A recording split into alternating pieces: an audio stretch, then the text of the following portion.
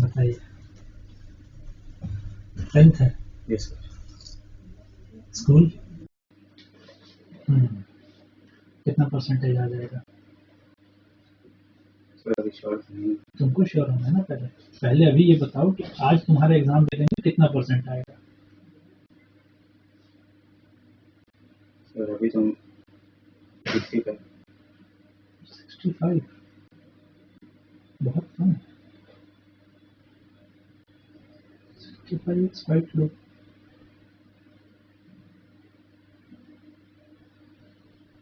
Weak point? Sir weak point physics और maths है। Calculation part, yes. Learning part ठीक है। यस। आप बताइए मुझे। सब बढ़िया है। अभी थोड़ा सा तुम अपना गाइडलाइन दे देते, आप उसको कैसे तैयारी करें।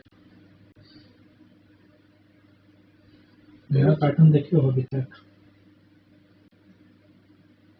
नया पैटर्न से थोड़ा सा अवेयर हो जाओ कि नया पैटर्न किस तरीके का है, क्वेश्चंस किस तरीके के आ रहे हैं। ठीक है, उसके लिए हम पापा को बुक सजेस्ट किए थे। बुक सजेस्ट जो किए हैं, हाँ उसको परचेज कर लो। ठीक है, उसमें तुमको सारे प्रीवियस ईयर के क्वेश्चंस मिल जाएंगे। कंटेंट चेंज नहीं होता है हमेशा। सवाल दूसरे तरीके से घुमा करके पूछ दीजिएगा, लेकिन जो नेट कंटेंट वही रहेगा। चैप्टर वही है। मेटल्स एंड नॉन मेटल्स में मेटल का नाम नहीं बदल जाएगा, नॉन मेटल का नाम नहीं बदल जाएगा, प्रॉपर्टी नहीं बदल जाएगा, क्वेश्चन पूछने का तरीका खाली बदलेगा।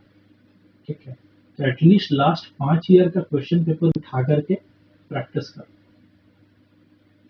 और प्रैक्टिस करने का मतलब प्रॉब्लम का रिजोल्यूशन पे पहुंचना है। ये हम बार बार बताते हैं।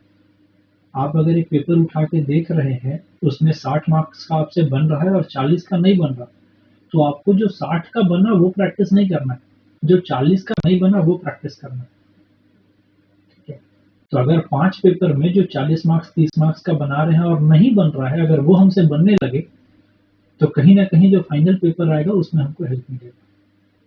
ठीक है, तो अभी तुम्हारे लिए सिर्फ यही है कि जितने भी प्रीवियस ईयर क्वेश्चन पेपर्स आ चुके हैं, और प्लस अभी जो नए पैटर्न के हिसाब से जो अपकमिंग क्वेश्चन पेपर्स का नया पैटर्न बना हुआ है, सैंपल पेपर्स बने हुए हैं, उसको उठा करके प्रैक्टिस करो। हिस्ट्री, हिंदी और इंग्लिश, 3 चीज में आंसर का ड्राफ्टिंग इंपॉर्टेंट है तुम्हारे लिए। आंसर्स खुद से बना करके लिखने का जो आदत है, सबसे गंदा आदत है। खुद से बना करके आप आज तक लिखते हैं और अब देख लिए कि कितना आप लिख पा रहे हैं। तो थोड़ा सा लर्निंग हैबिट को प्रॉपर करना होगा इस लास्ट मोमेंट पे, और आपको प्रॉपर से आंसर को फ्रेम करना होगा। मैथ्स और साइंस में स्टेटमेंट आपका बनाया हुआ नहीं चलेगा। जो स्टेटमेंट बुक में दिया है, जो साइंटिस्ट ने दिया है, आपको वही याद करना पड़ेगा। अपना ड्राफ्टेड स्टेटमेंट नहीं चलेगा आपका।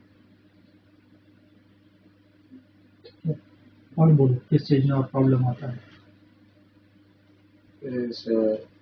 फिजिक्स और मैथ्स को छोड़ के ऐसे फिजिक्स में कहाँ प्रॉब्लम आ रहा है, किस चैप्टर में? फिजिक्स लगभग हर चैप्टर में ही न्यूमेरिकल्स में थोड़ा प्रॉब्लम होता है। फॉर्मूला याद है? फॉर्मूला फॉर्मूला याद है पक्का? सारा नहीं। चलो काइनेटिक एनर्जी का फॉर्मूला बताओ।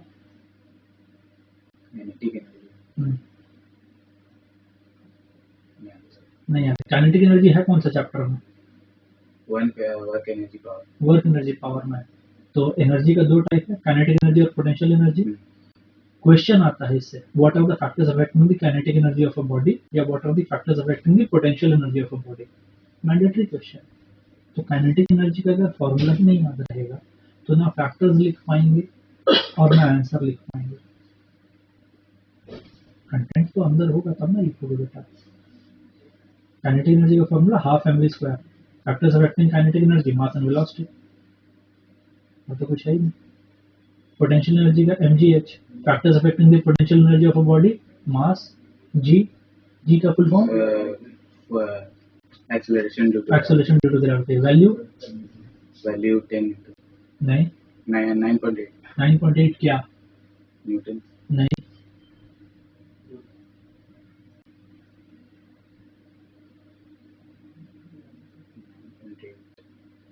ये जो पीछे का लास्ट का यूनिट आपको एकदम प्रॉपरली याद रखना पड़ेगा।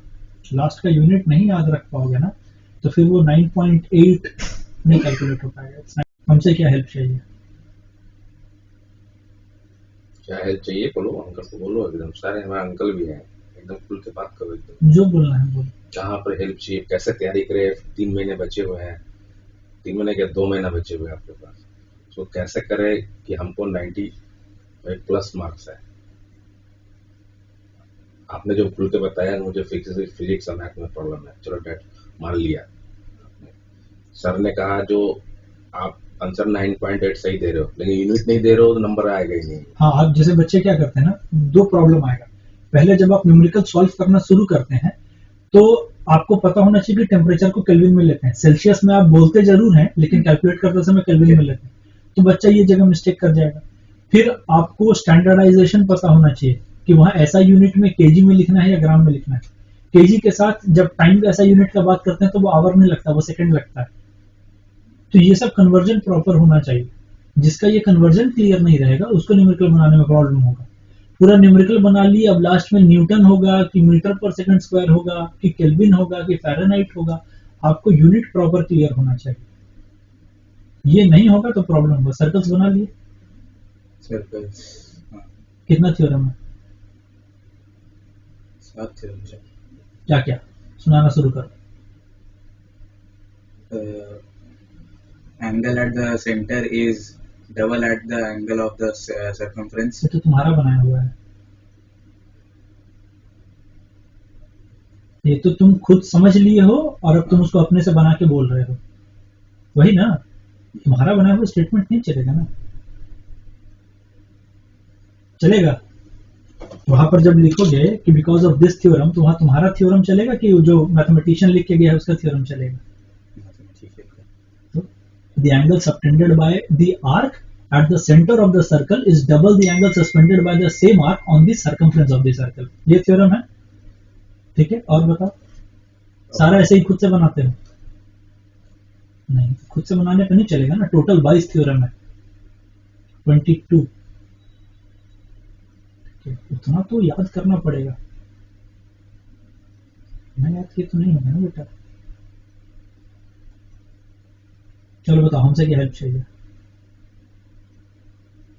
सर एक हेल्प करिए, हिस्ट्री कैसे पढ़ाया गया? हिस्ट्री? हाँ। हिस्ट्री कहानी है बेटा। हम लोग भी यहाँ जब पढ़ाते हैं ना, हिस्ट्री का सच्चाई यही है। पूरा एसएसटी उठा, सबसे पहले एसएसटी का अगर बात करें ना, तो एसएसटी में हम लोग भी यहाँ सिर्फ कहानी सुनाते हैं। एकदम फैक्ट समझ लीजिए। कहानी सुनने के बाद जो उसका आंसर्स होता है ना, वो आपको देखना पड़ेगा कि किस तरीके का क्वेश्चन का किस तरीके का बुक डाउनलोड करके। मेन है प्रिपरेशन करना।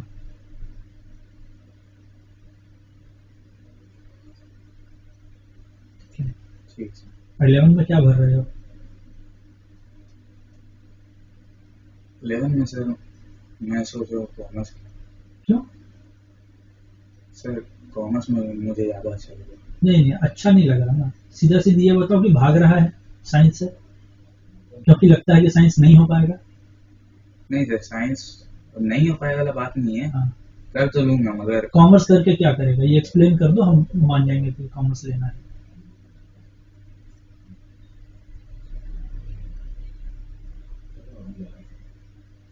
सर साइंस में समझ नहीं आ रहा क्या करना। ये बोलो कि साइंस में समझ में नहीं आ रहा कि क्या कर, मतलब कोई Just राइट वही मेंटर नहीं मिल हुआ रहा, ना, भागना ही हो गया ना उसको। कोई राइट मेंटर नहीं मिल रहा। ठीक है, हम तुमको बता रहे हैं इतना जल्दी ना, अभी जिस एज में हो, साइंस वर्ड सुन करके या 10th का ही साइंस, 11-12 का साइंस को जज मत करो। अभी 10th का साइंस में कुछ नहीं है, 11-12 का साइंस में असली हवा निकलता है।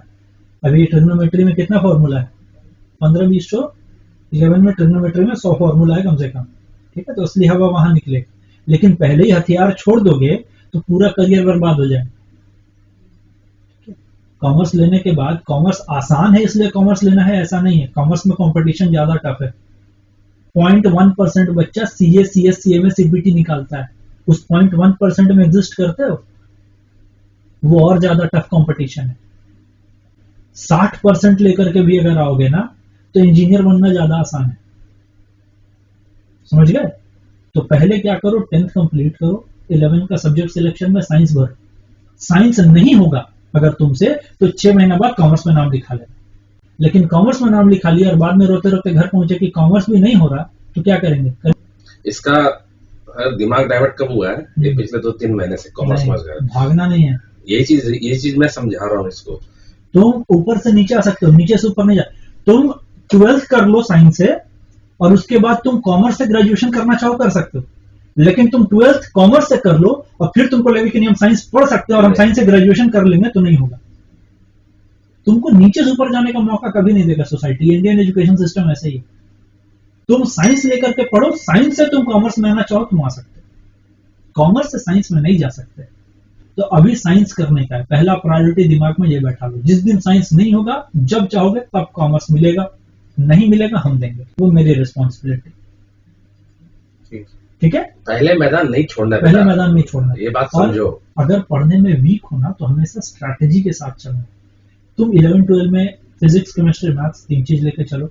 ऑप्शनल सब्जेक्ट जो तुमको आसान लगता है वो ले लो, कंप्यूटर छोड़ करके। कंप्यूटर में एक तो कंप्यूटर फीस अलग से लगेगा, प्रोग्रामिंग अलग से पढ़ने जाना पड़ेगा, वो टाइम कंज्यूमिंग है, समझ गए। आईसीएसई से अगर सीबीएसई स्कूल स्विच कर जाओगे तो थोड़ा सा तुमको बेनिफिट मिलेगा, क्योंकि जो तुम ट्रिग्नोमेट्री वगैरह भी पढ़ रहे हो, ये थोड़ा सा लेवल में वहां एड ऑन हो जाता है, ये बेनिफिट वहां मिल जाएगा तुमको। फिर भी अगर लगता है कि नहीं मेरे को प्रॉपर पढ़ने के लिए टाइम चाहिए, तो नॉन स्कूलिंग में स्विच कर जाओ, ये सब तुमको बेनिफिट मिलता है।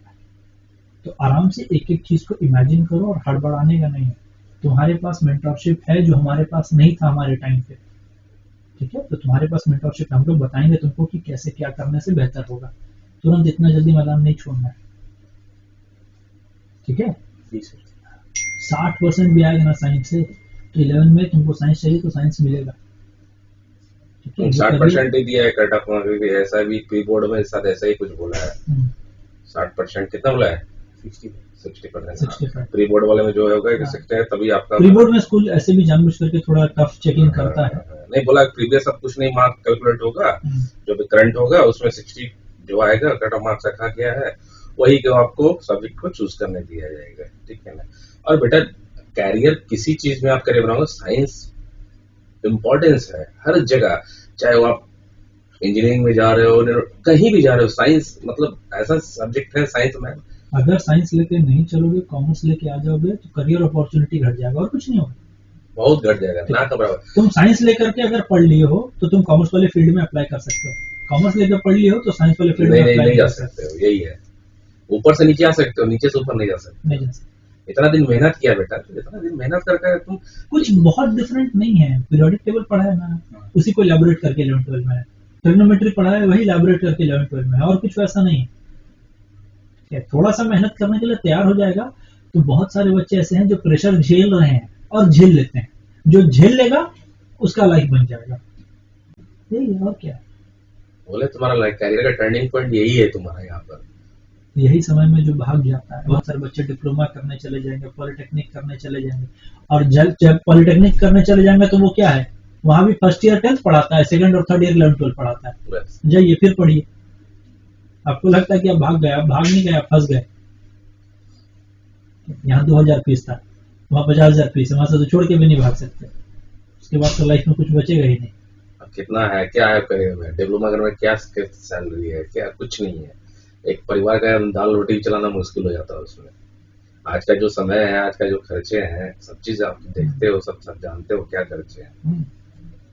बेटा हम लोग प्रेशर नहीं कर रहे हैं आपको, आपका दिमाग हम इधर मानते 3 महीने में डाइवर्ट हुआ है कॉमर्स में, जैसे भी हो फ्रेंड सर्कल हो, जैसे कॉमर्स करना है करो, कॉमर्स बुरा नहीं, खाली इतना समझ लेना कि कॉमर्स करोगे तो जॉब अपॉर्चुनिटी घट जाता है। कैरियर ऑप्शन अगर साइंस में ज्यादा है तो साइंस ही